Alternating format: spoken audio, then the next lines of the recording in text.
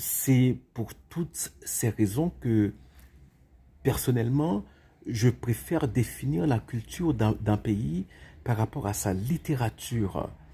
Alors, dans le cas de notre pays, je ne vais pas me mettre à égrener des noms, hein, parce que bon, la littérature haïtienne, elle est vaste, elle est riche, elle est variée, elle est belle.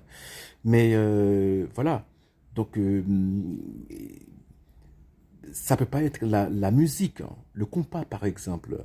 Le compas, bon, à 75 ans, le compas, au départ, c'est quoi?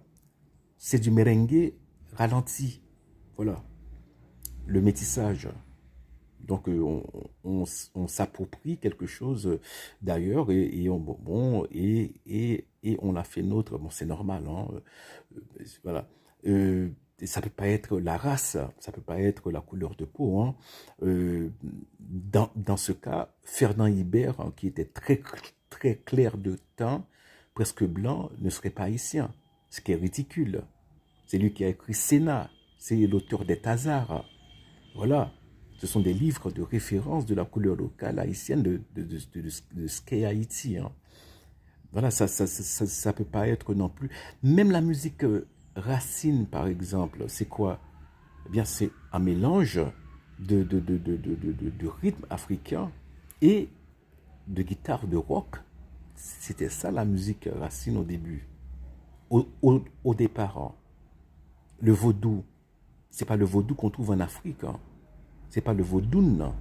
C'est une religion syncrétique par définition. Le vaudou haïtien est une religion syncrétique.